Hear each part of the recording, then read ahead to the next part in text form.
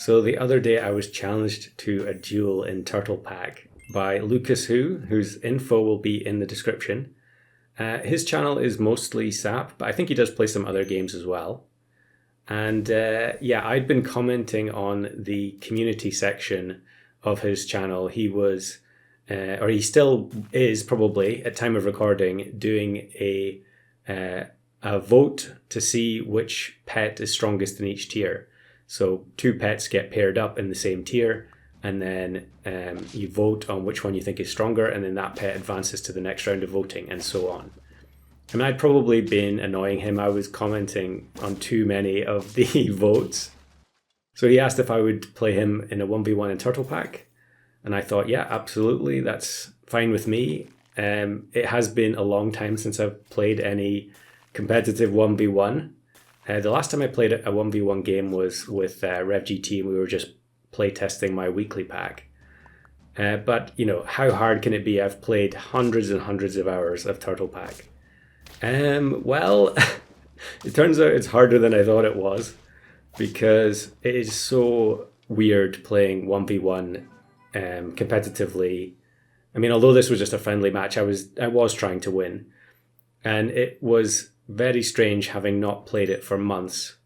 And the last time I was trying to play 1v1 competitively, it was I was playing Golden Pack the whole time. So yeah, it felt very strange indeed. And in the first game, which is the one we're looking at just now, I was holding all my level ups for turn 5 just for fun. And there's your first alarm bell. You know, you really shouldn't be doing stuff just for fun if you are trying to win. I guess that probably scales with skill level. So the better you are, the more unusual stuff you can do and still potentially win. But yeah, I was probably freestyling a little bit too much in this first game. And I took all the level ups. I got Whale, which was pretty decent. And then we end up with Turkey on turn 7 as well. And then I find a Parrot. So with the 2 turtle pills, we end up with Parrot, Turkey, both with Melon at the back.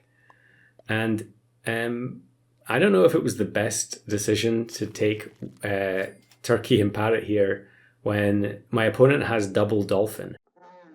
I guess since I've protected them with the Melon, if the Dolphin happens to double snipe one, that would be pretty unlucky. But I've got 3 pets now with 4 health. So it could end up just removing 2 melons. And actually, both dolphins target the turkey there. I'd be interested to know how that works. You know, if there are 2 dolphins, are they both going to target the same unit, even though there are 3 with the same health? I've never really noticed that before. But immediately I start making kind of wild misplays here. I start buffing these different units. I probably should be buffing the Parrot and just putting everything into the Parrot, because it's such a good unit, especially in 1v1 where you can immediately convert it into something else. We've got level 2 Parrot, and that means I could, buff it up. It could be copying Leopard in the future. I could even have it copy the Mammoth here, which actually probably is better than copying the Turkey. If we have the Whale swallow the Hippo instead, we could be getting double Mammoth buffs here. And instead, we're just going to get the attack from the Parrot onto the Mammoth. Yeah, maybe that's something to think about. But definitely keep that in mind going forward. But the mistake I made in that previous turn was that there was a Rooster in the shop, but I just completely didn't see it at all, even though I have Parrot plus Turkey. So I'm going with Hippo since it just has half-decent stats here. And we unfreeze the pair because I want to find some, mushroom for the Mammoth might be good. Although actually Lucas is now building up a big Hippo with Monkey. And so probably I should be thinking closely about that. What is the strategy to beat a team that has one big Hippo at the front?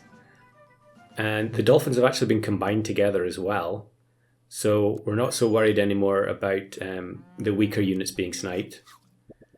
And here I actually take the Snake. We are going to get the Turkey buff, which is nice, but it's only a level 1 Turkey. And we're going to stat up the Whale. Again, this is maybe a little bit questionable because since I'm swallowing mammoth with the whale instead of something like deer, I'm only going to get a couple of triggers with the snake, and then that's it, probably, since the whale may not survive more than one attack. It does for now, but sooner or later the hippo is going to be big enough that that's not going to happen. And here, luckily, the mammoth has enough to kill the hippo before it can get another trigger. But something you may notice here is that we're actually playing with a very, very short timer. It's 60-second timer. And I don't know if that's the default or if Lucas chose that because I said we needed to play this game quite quickly. But what you'll notice is that I play on the default speed, which to a lot of people is the slow speed. But the default speed, when you're using it in 1v1 like this, you can actually see the timer starts ticking as soon as the battle starts. So because I'm playing on 100% speed, I'm actually wasting some of my own shop time. So you can see the timer ticks down here, and by the time we get back to the shop, it's actually going to be on 40 seconds. And there were many turns as well where I was down to 30 before I even got the chance to do anything in the shop. I'm not sure if there's an option to like skip a battle. I think you have to watch it to the end. I could be wrong about that. I don't use these features very often. But it would be interesting to just see that. Like if you know you're going to lose, just skip the battle to get back to the shop really quickly. But here you can see I'm very unsure about what I should be doing. Really, I should be getting rid of the turkey and having the parrot do something else. But I freeze up all these different units because I'm unsure about what I'm going to do next. And really, if you take a second to think about it, it's fairly obvious that I should be rolling for skunk. Because if I get a level 2 skunk, then the hippo is just going to get KO'd immediately. And Lucas has now got the stake at the back as well, so the parrot having melon doesn't really help too much now. Again, I'm hedging my bets, I'm freezing everything. I should be unfreezing the turkey. Instead, I'm combining them together. We only actually have one summon, and I have 2 turkeys on my team, which really doesn't make any sense at all. It's so strange how the timer affects you. You know, you'd think that just the sheer amount of hours I've played in this game that it wouldn't affect me, but having not played a versus game for so long, I was immediately feeling the pressure. So Lucas takes the first game, and actually he mentioned we were chatting in Discord at the same time, and he mentioned that he was sweating quite hard at that point as well. So into game 2, and I'm actually skipping right to the end here because unfortunately this one was a bit of a blowout. There's not really much to see in it because I end up just getting a good start. We've got the camel. We're just winning every single turn. So you can see here I'm on turn 8, 6 hearts. And this is one of the things I'm not a huge fan of in 1v1 where you end up in these situations where it's virtually impossible for the other person to do anything. But I guess that's why they play, you know, best of 3, best of 5, best of 7 in actual competitive matches. So I won that game with a sweep. It didn't feel too good, but at least it stopped me from immediately losing the best of 3. So next game, we'll start at the beginning, and I actually get the horse double cricket start. So I almost never take this when I'm playing Arena, but it's hilarious that Lucas actually gets the exact same start. So what seems like it would have been a win on turn 1 is actually a tie. And I will actually start skipping through this this game rather, because it goes quite long. But on turn 2 here, because we tied, I'm going to try and set up to deliberately throw. So I can potentially get the snail on turn 3. And so, yeah, not a huge amount you can do here. You can actually see that Lucas plays it normally. And yet I think it's not going to work out the way I want it to. Because the horses at the back only have 1 health, so the cricket ends up trading anyway. So despite me trying to throw there and getting no benefit from the horses, it was actually a draw, so very strange. But we get sheep or giraffe. And if I was playing Arena, I mean, it's going to be giraffe almost every time. But I think here I'm going to take the sheep and just lean into the summon build for just now. We did actually get a snail, but yeah, it's not going to work at the moment. And I think here I'll take the spider as well.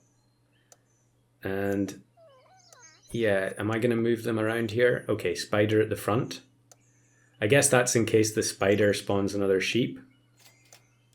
Probably should have frozen the pill there as well. And Luca's got elephant, so that's probably going to be an issue. We're not going to be able to get a unit large enough, I don't think, to take the elephant out. We actually get badger from the spider, although I don't think it really mattered there. Actually, we are going to be able to kill the elephant. Of course, we have the sheep. So yeah, my trepidation there was unfounded. And probably going to go for the kangaroo again. I think I had level 2 kangaroo in the previous game. It is very difficult to adjust your playstyle when you're such a dedicated arena player, and suddenly you're trying to work out what the best way to beat one specific opponent is. And I think here I probably made a lot of mistakes. I think I held on to a lot of units far too long. And we've still got the kangaroo, we've still got the cricket here on turn 9. And Lucas has upgraded the elephant to be elephant plus camel. We barely trade with the dodo there, so I do win. But I can already see he's got double monkey. I'm going to be in trouble here pretty quickly if I don't come up with a solution for that. So we find a mammoth. I am going to take the 2 foods from the squirrel. Now maybe I should have just sold the squirrel here first and brought the mammoth in. I guess if I'd done that, I maybe wouldn't have been able to buy both foods. But we're just feeding the seal, trying to get the attack high enough on these units that they're going to be able to one-shot the bigger units on Lucas's team. So actually here he makes a pivot. He replaces the dodo with ox, which I was a little bit surprised at that because it is turn 10. However, it works out perfectly here. Because the melon is going to do wonders against my team. Now I think, yeah, we are going to give up on the squirrel now. And I think I'm going to try and get the seal to level 2 as quickly as I can. We get a cow, so probably buy-sell that and then feed the seal. Or I'm just going to take the mammoth because I've got the mushroom for only 2 gold.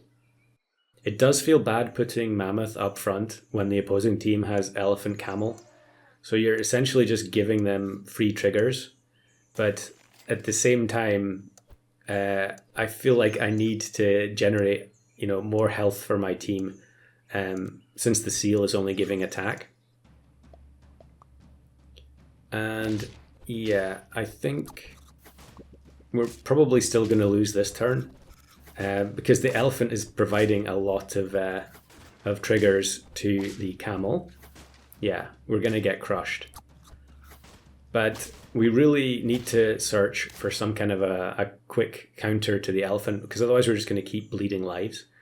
And the shop actually provides me the scorpion immediately, which is incredibly fortunate. And probably I should have been rolling for it on the previous turn, but again, having not played Versus at all for so long, I wasn't thinking about it in the slightest. It's so strange how all these things go out of your mind as soon as the timer's on. And you can see here I'm already at risk of timing out. We're getting down to under 10 seconds. So we just buy this scorpion at the last moment. And thankfully Lucas hasn't upgraded to melon yet. So the ox is not going to have anywhere near the kind of level of stats that it would have had if I hadn't found the scorpion there. So we managed to stop the rot, since I am actually on lethal here. But, scorpion is one of those things that you bring it out once and then, you're not going to lose. The other person's probably not going to lose to it 2 or 3 turns in a row. So we advance a few turns, and I feel like the game probably shouldn't have gone on this long. You rarely ever see versus games or 1v1 games going this distance. So we're on turn 16 now. The scorpion's gone, we've got tiger in, so now we're getting extra buffs from the mammoth. And the mammoth has better attack now so that it can deal with the bigger units on Lucas's team a bit better. However, now he has level 2 boar, level 2 tiger at the front. our tiger with stake doesn't do quite enough damage there to get rid of the boar. And the elephant now does get one shot, but the stake at the back, again, monkey with stake at the back, causes the trade. So I'm not sure if at this point, like, I should be just selling the cricket, or does it just have too much attack to justify doing that? Because of the time constraints, I found it almost impossible to try and do any kind of calculations here. I maybe should have just been feeding the tiger health food to try and get its attack up to the point where the mammoth plus tiger combo is going to one-shot the boar. But yeah, I don't think I noticed that until this turn. So now the tiger is doing 44. So we're only 6 away from being able to kill the boar in one hit. And again, it's going to be a trade. So actually now the monkey is gone. Okay, it's not going to be a trade. It's actually a 1 HP win. The monkey was gone there with the stake, and it was another boar at the back. So yeah, a very lucky scrape win there, 2-1 in the set. But thanks to Lucas for the challenge, and GG's. Make sure to check out his channel below.